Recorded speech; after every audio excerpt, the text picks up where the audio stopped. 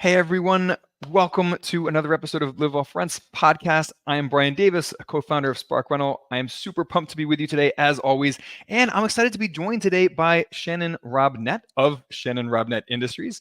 Shannon is a syndicator, a real estate developer. He's the host of the Real Estate Rundown podcast. Shannon, welcome to the show.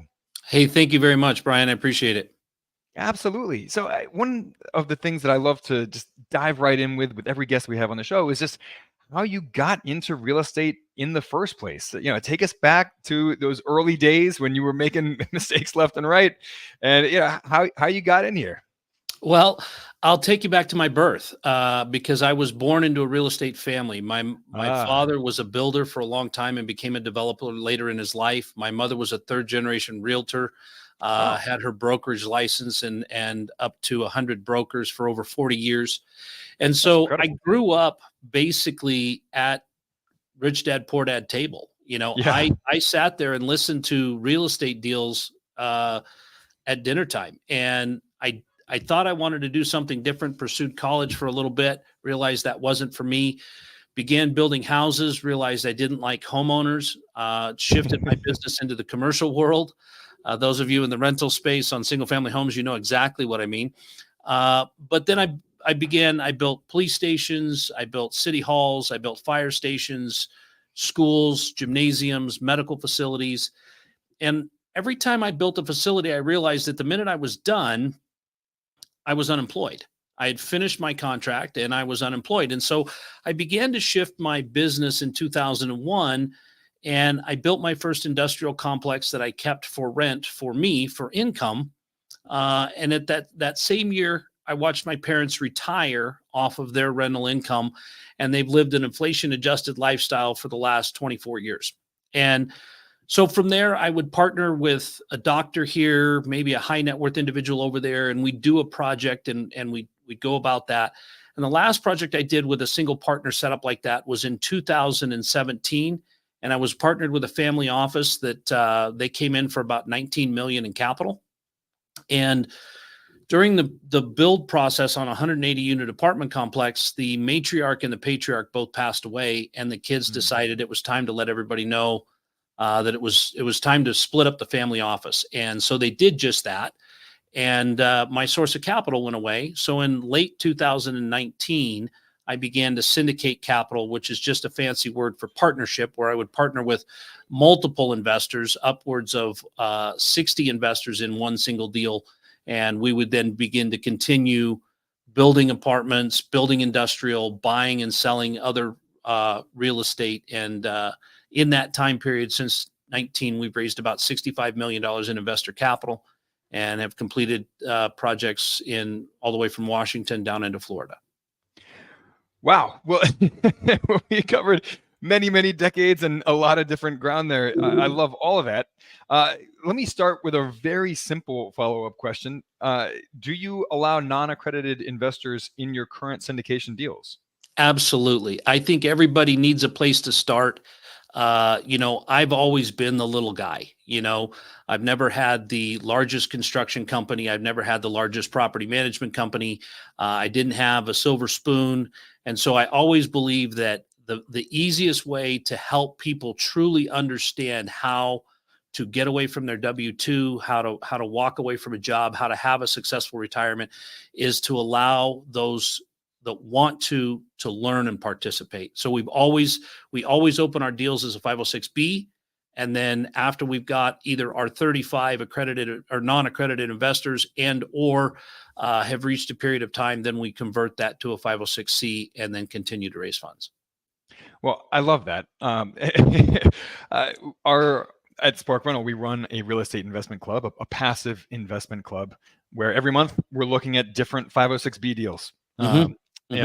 Sometimes they're not technically 506B deals, but typically passive real estate investments that allow non-accredited investors. A lot of our members are non-accredited investors. We all go in on these together. So each person might invest just $5,000, for example. But it's a really easy way for people to get started. So I love when we bring syndicators on the show and they say those golden words that they believe in non-accredited investors. They accept capital from non-accredited investors. You're speaking my language here. Yeah. Well, look, it wasn't that long ago. Okay. Actually, Brian, maybe it was that long ago, but also was, I forget, I'm 50 now, right? But I was a non-accredited investor. I was looking for the opportunities. I didn't come from Wall Street. I didn't come from a really large private equity firm. I've had to learn all the lessons I've learned on my own, and a lot of ways the hard way. And I want to make that journey easier for others, because I really believe that 2008 could have been completely avoided by a more intelligent investor. And the only way you're going to do that is through education like this podcast, and helping people to truly understand how to underwrite, how to get involved, how to be a participant in good, solid real estate. Well, I love that. Uh, I want to, well, first of all, I do want to dive in and talk a lot about industrial real estate investing, because that's something that we don't talk about that often on this show. But before we do that, I want to rewind the clock a little bit to just how you got into commercial real estate development and commercial real estate syndications, development first, because you got into syndications later. But if we have someone listening to this show right now who is interested in getting into real estate development, first of all, what was your path, and what tips would you have for someone who doesn't necessarily have a ton of capital of their own set aside, but they want to get into that space? What would you tell them? Well, I'll tell you about my very first real estate deal that I ever did, outside of buying my own 1-bedroom, 1-bath condo when my wife and I got married. But I was working on a job. We were building an industrial warehouse for the only $1 stores in town. And I got to know the little old lady next door. She was in her late 70s. She had a mentally disabled son. They lived on 3 acres of industrial property with a house that was built in the 50s. I'm also talking to my crane operator on the job, and he's like, man, I'd really like to find myself a place with a couple of acres, maybe even have an old house on it. I could stick my office in it, blah, blah, blah, right? Well, being that I'm in construction, it took me a couple days to put 2 and 2 together, but I ran back next door and I put the old lady's house under contract. And I didn't use my last $500. I used my only $500 for the earnest money. I was newly married. We had a baby on the way, 1-bedroom, 1-bath condo. I had problems, right? And so this house was grandfathered in to an industrial area, but it still needed to go through the conditional use process to get the grandfather rights off of it. So I had no choice. In order to make this money, I had to figure this out. And so I went down to the city, and they said, no, this is in the county. So I went over to the county, and I just walked up to the desk, and I just sat down, and I told the lady, I said, I'm brand new at this. Can you please help me? And I realized that those were absolutely the magic words, right? Those are because hard. it was a little humbling, but I've used those words even now. This is the first time I've done this. Can you please help me? Because people want to help people. But if you come in and go, hey, listen, I'm here to fill this out. Here's the paperwork. Call me when it's done. And you have that attitude that you know what you're doing, or that you have arrogance, they're going to reciprocate that. But if you come in there and you humbly ask, please help me. This is my first time. I'm new. You will get way farther down the road. And I learned that I could do those things. And so then I began to look for those listings that were difficult, that hadn't sold, that had some hair on them. And I began to find those and get those through the city processes at night and on the weekends and in my spare time while I still did my business. But then I began to find these niche properties that I could develop in different ways, especially by sitting down with the cities and the counties and going, what do you want to see here? And so it was really good, because I wasn't fighting for the right to develop. I was doing what they encouraged to develop. I love that. I mean, there's so much there, starting with, really just closing your mouth and shutting down your ego, and just asking for help, asking for advice from people who know more about whatever it is that you're trying to do than you do. So, if only I had done that when I was in my 20s. If only I had done it every single time. I can't say that I was perfect at that. So, industrial real estate, tell us why you are so bullish on industrial real estate, why you think that is an asset class worth pursuing, especially today in 2024.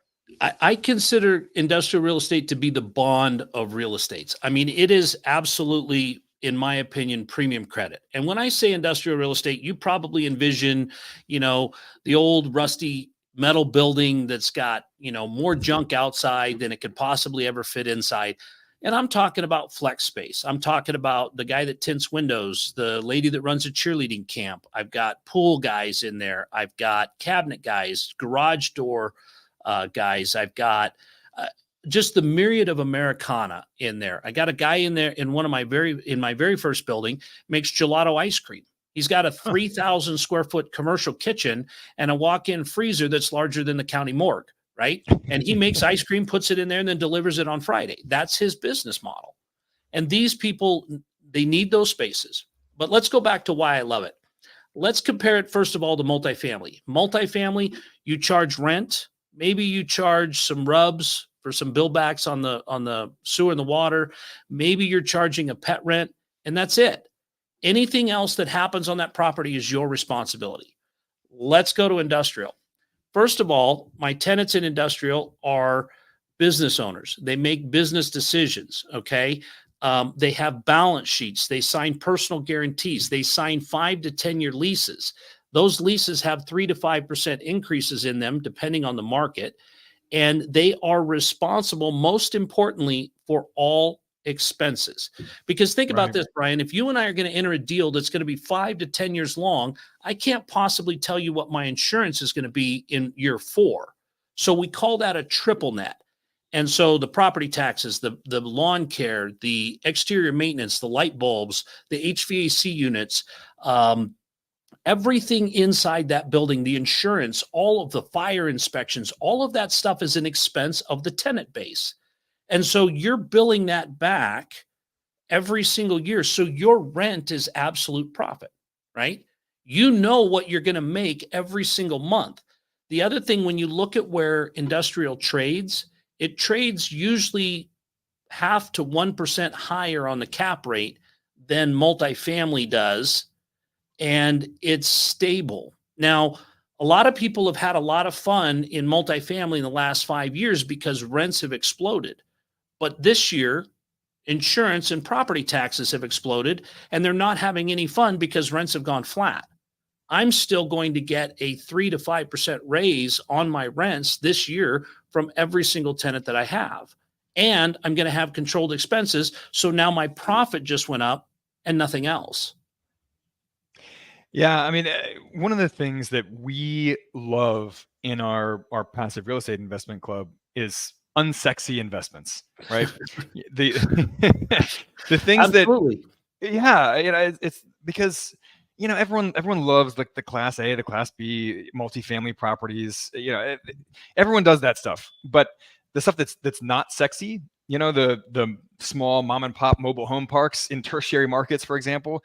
We love this stuff that gets overlooked by the big boys, right? I mean, the Wall Street investors and even the smaller private equity firms. We love that stuff. So right. Yeah, I mean, that was one of the things that just jumped out to me when you were talking there is unsexy, right? Well, these industrial properties are not sexy, but they are lucrative. And we've had tenants stay as long as 22 years. I mean, think about this, Brian, and this probably doesn't apply to you because we were just talking before the show about all your travels, but most businesses want to stay in one place, right? They build a clientele. People get to know their location. Their employees know where they're going to work. If they have to move, they've got to shut down production. They've got to quit making money. They've got to pay their employees to move everything. They've got to pay them to set everything else back up. And they have this downtime that costs money. The other thing, let me give you this quick story, Brian. It was just about 8 years ago. And I would say he was the number 2 most successful commercial real estate broker here in the valley where I live. He came to me and he says, "Hey, I want to build 4 or 5 of these industrial buildings that you build. And I want to do that. I'm retiring and I want to do that." And I said, "Okay." And after about 3 months, I finally asked him, I said, "Mike, why these? I mean, of all the things that you can invest in, your knowledge is broad. You've invested in every class and category. You've invested in businesses. Why these?" And he said, "If something happens to me, my wife, who's a hairdresser, can run these buildings without a property management company and can be just fine."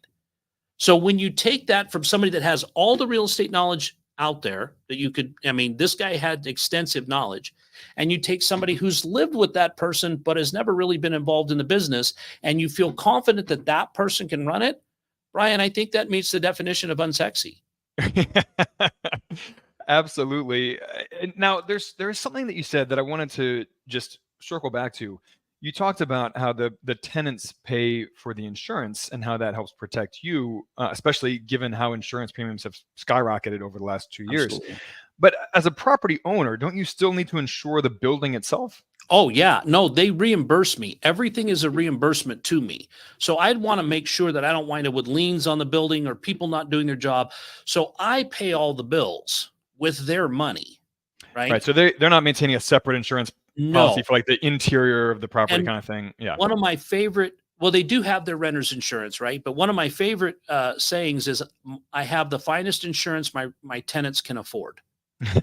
And when you think about it, right, a tenant that doesn't think properly about their business, that is looking solely at the bottom line, will get cheap insurance.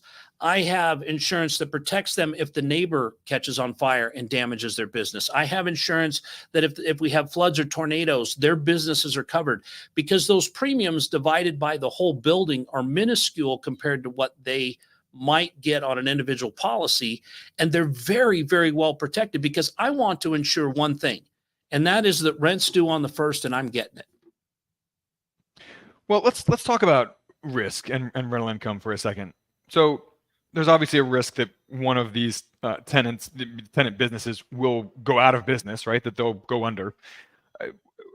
First of all, how do you protect against that risk? And then what are some of the other risks that you see in your business, and how do you mitigate those? Well, let's liken it to single family homes, right? If you were looking to buy a single family home, the closer you get to downtown, the more comfort you would feel that you would be able to re-tenantize. If you're buying a property that's on 10 acres, 25 miles from downtown, at 20 miles from the nearest neighbor, you would probably think that that would be hard to re-tenant. So we don't go buy million square foot Amazon buildings. We're buying 50,000 square foot buildings that have 8 tenants in there.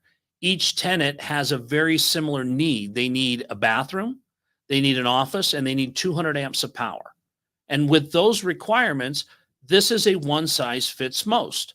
We typically see a vacancy last maybe as long as 45 days, but then we're locked in for another 5 years.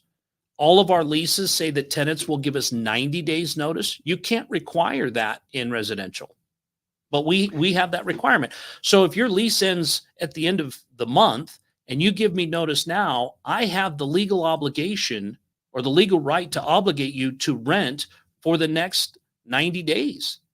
So we have protections in there that give us better power. Plus, if you look during COVID, nobody shut down industrial. Yeah, and one of the other things that I like about industrial real estate is that you don't have the heavy regulation that you do in residential real estate. So, for example, the government wasn't telling you that you couldn't evict non-paying industrial renters, right? Oh. So you didn't have to. So lease agreements didn't become one-way enforceable at that point. It's still a Right. two-way contract that can be enforced by either party.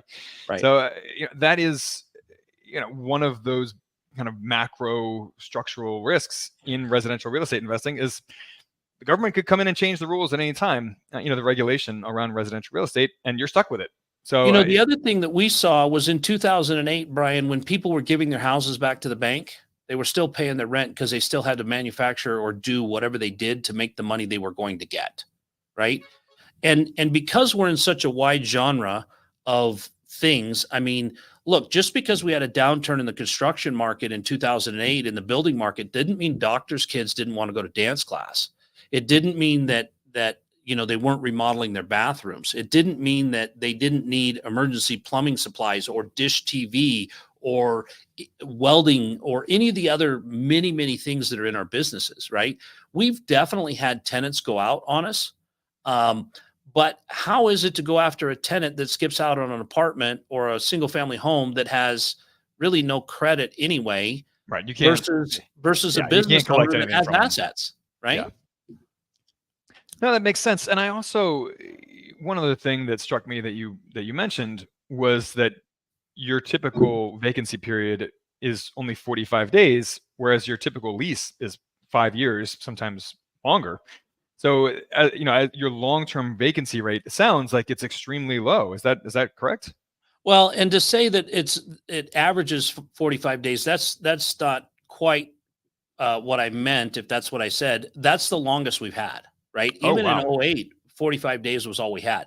Because if you think about it, Brian, we got a guy that is moving out of his space. He needs to terminate early. We put it on the market. 6 days later, we got a guy that makes golf clubs and puts in. He's got a indoor driving range thing. He needs 2,000 square feet. We got 2,000 square feet. The office is a 10 by 12. It's already there. The bathroom's in the back. It has everything he needs. He can move in right away. And the other thing is my upkeep is minimal, right? I mean, I got 4 walls and a ceiling, and a roll-up Right. door in the front. I mean, I'm not these people aren't putting in lounge chair. There's not a commercial kitchen in some of these, it's very, very, very basic. And so most people will look at that and go, yep, I'll take it. It does what I want. And can I do some improvements? Sure, of course, do what you want, but here's the bare bones. This is what you're going to get. Yeah, and some of that that quick turnover, that's the beauty of a one size fits most business model. Yep, absolutely. So tell us about the typical returns that you guys both look for in your investments, your industrial investments, and what you have been earning. Especially over the last 5 years or so. It's obviously been an up and down and kind of crazy market over the last really since the pandemic began. So talk to us about returns and what you guys are seeing. So first of all, I think I need to identify that I believe there are 3 types of investors, right? There's those that want appreciation. They've got $100,000, they've got $500,000. They know that they want to get somewhere that's going to afford them a $250,000 a year lifestyle. They've got to build that up, right? Then you've got the people that are making fantastic money right now, and their biggest thing that they're looking for is tax savings. That will save them 35% of their income every year if you can eliminate their tax bill. And then you've the guys at the far end of the spectrum. They're usually in their 60s. They've got that $5 million, and they're looking for that 6% return. So the first thing we want to do is make sure that we're talking to the right investor about the right program. Because in development, we do a lot of development, and those returns, we've seen returns as high as 104% on 22 months. I will tell you that had more to do with the market than it did with my expertise, right? Yeah. But you take it when you can get it. Sure. Other development returns have been 39%. They've been, most industrial and multifamily development deals are in the mid to high 20s. For return on a 3 to 5 year play based on constructing the product, creating the original value add. You take sticks and stones, you add tenants, you create that value. And then there's the stabilized cash flow with the tax benefits. And usually that starts out at about 6% a year. But you can see a 3% annual increase every year. And then we usually look at on those deals structured money. So we're not dealing with bridge financing. We're not dealing with short-term debt. We're dealing with long-term debt, 5 to 7 year horizons. And those deals usually run in the 14 to 17%. And that's, we don't have to do the COVID adjusted stuff because I've been in this business long enough. I'm looking back at 20-year averages. So I've never met my pro forma. I've always exceeded it because I want to be the guy that looks at the fact that rates were at 3, they're now at 6. That didn't surprise me. My underwriting was a takeout loan at 7. And for those, so most of your deals are ground up development. That's correct? That's about 60% of what we do. Yeah. Okay. And how long does it take before you start seeing cash flow on those? Well, if you're in the development part, there never is cash flow because we have bank debt on it, and then when we start receiving rents, we use that to pay off the bank debt because the bank debt on construction is usually 2% higher than what permanent financing is. So I could give the investors the cash flow, but then I'm still incurring debt at 8%, 9%. So you don't refinance once the property starts cash flowing? We do, but typically we transact. And so whether we sell to a third party in that particular model, or we get our appreciation investors out and bring in another group that's looking for cash flow on a predetermined sale price, because it's really sad to build a brand new asset and then sell it to somebody else. But if you're an appreciation investor and you're looking to really make the rapid gains. If I take and I can create a 20% return annually over the 3 years that it takes us to build a 200 unit apartment complex, and then I start penciling in 6% cash on cash returns, I torpedo your results pretty quick. So the best thing to do is to transact, get you out of that deal in a tax efficient way, go to the next deal where you're again making that 20%, 25, 30%, because you're in the development phase of developing your cash flow and building your pile. And how long does it typically take? What's the turnaround time for your typical development deals to get your initial appreciation investors out and turn that over and start bringing in the cash flow investors? Like I said, it's anywhere depending on whether it's an industrial deal or a multifamily deal, but 18 months is about the quickest. We've got the second phase of a project we're getting ready to kick off right now. We'll be 18 to 24 months on that, and we'll cycle out of that with projected 17%, and probably wind up being around 26%, because we brought rents all the way down to where they bottomed out, and then we kind of left them there for the balance of the project when we know we're going to see some rent appreciation over the next couple of years. So we really like to be conservative. Our numbers are plenty high. We're starting to see savings from subcontractors. None of that's factored in. We've got all those things going on. And so we like that 24 to 48 month window, depending. But those are typically mid to upper 20s on returns, and that's what our performance has been. No, that's great. So Shannon, if people are interested in connecting with you, in investing with you, how can they connect with you? Easiest way to do that is just go to my website. It's shannonrobnett.com. All my social media is there. You can see what's going on our job sites. We got cameras up. You can see our past deals. You can even schedule an appointment on my calendar if you want to talk about what you're doing or want to know more about what we're doing. You can go there at shannonrobnett.com. Love it. Absolutely love it.